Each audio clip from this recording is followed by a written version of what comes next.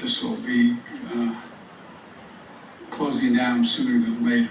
But Israel has a right to defend itself, and you have thousands of rockets flying into the territory. But I had a conversation for a while with the Prime Minister of Israel, and I think that my hope is that we'll see this coming to conclusion sooner than later.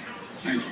Benjamin Netanyahu mwenye jina la utani Bibi alizaliwa Tel Aviv, Israel mwaka 1949, mwaka mmoja tu baada ya Israel kuwa jamhuri na kutifua mzozo kati yake na ulimwengu wa Waarabu uliokuwa ukizunguka Israel.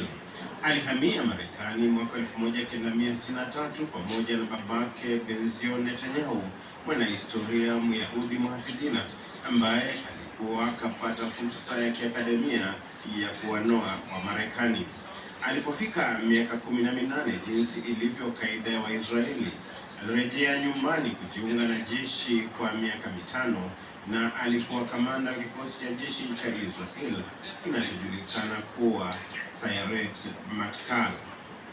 Ni kanuni hiyo hiyo inayomwandama Mwisraeli yoyote kuhudumu kwa jeshi kwanza kabla ya kujenga taifa kwa namna nyingine.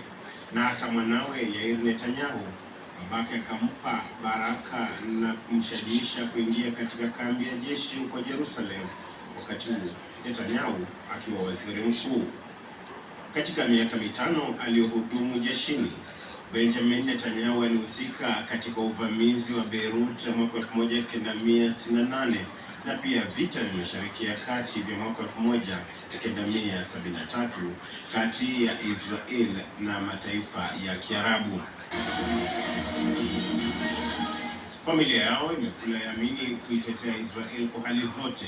Kwa mfano, mwaka 1976 kakake mkubwa Jonathan Netanyahu, ambaye aliwawa katika mapambano ya kuokoa mateka wa Israel katika uwanja wa ndege wa Entebbe, Uganda, ambao walikuwa abiria katika ndege ya Air France iliyokuwa imetekwa nyara na magaidi waliokuwa na mwegemeo wa Kipalestina.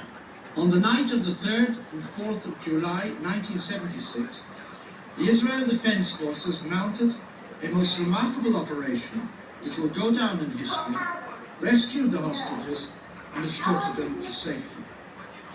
I wish to reiterate on this occasion, Mr. President, that Israel accepted full and sole responsibility for the action, that no other government was at any stage party to the planning or the execution of the operation.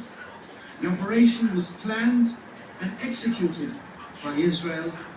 We are proud of it.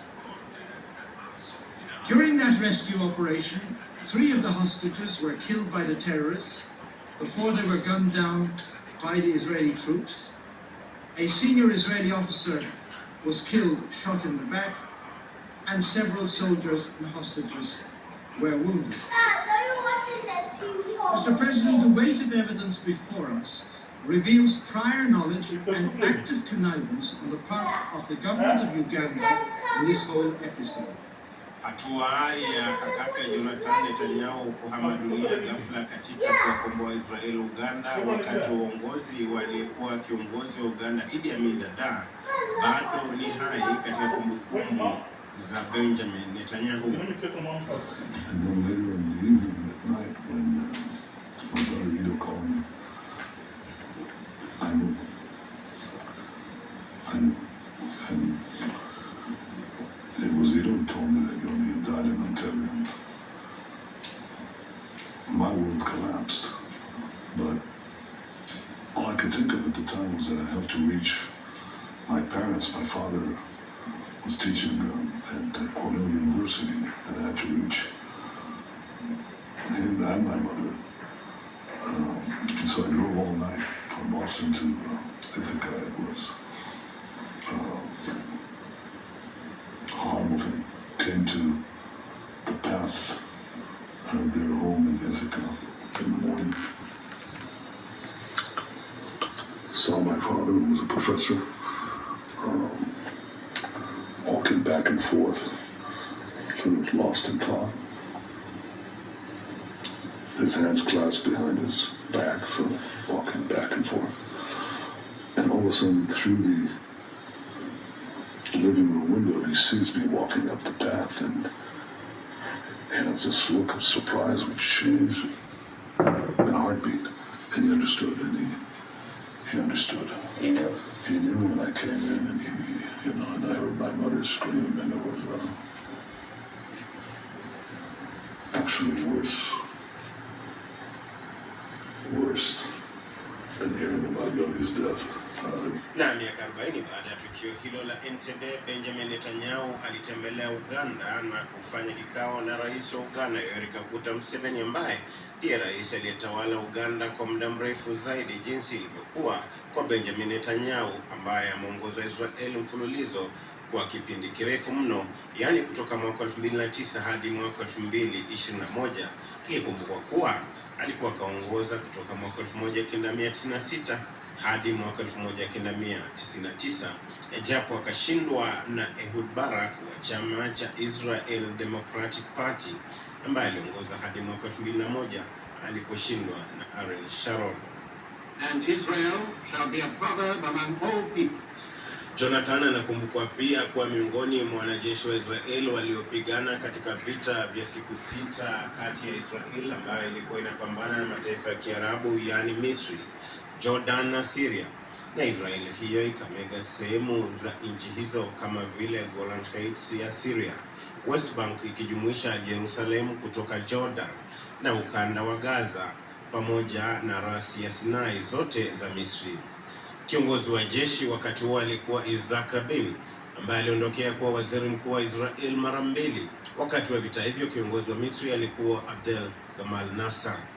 Benjamin Netanyahu, kutokana na kumbukizi nzito alizokuwa nazo kwa kakake Jonathan Netanyahu, alibuni kituo maalum cha kukabiliana na ugaidi huko Israel kama njia moja ya kumkumbuka, na mwaka 1982 akawa naibu balozi wa Israel huko Washington, Marekani. Jonathan, ambaye alizaliwa New York, Marekani mwaka 1946 na kufariki akiwa na miaka 30 tu, ajulikana pia kuwa Yoni Netanyahu, na alipewa mazishi heshima na kuhudhuriwa na alikuwa waziri wa ulinzi wa Israel siku hizo, Shimon Perez. I admit that we had some difficulties in translating the GMT into local time because of the summer time in our country, and we didn't know exactly would it be 1 o'clock or 2 o'clock in the afternoon. And what would really happen in that far away place under the auspices of an unpredictable and irresponsible government?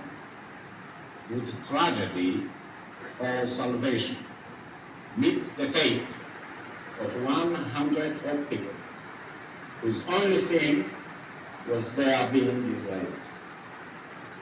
We could easily imagine their feelings when Arabs and Germans, armed with long pistols, stood against them, and they had divided between young and old,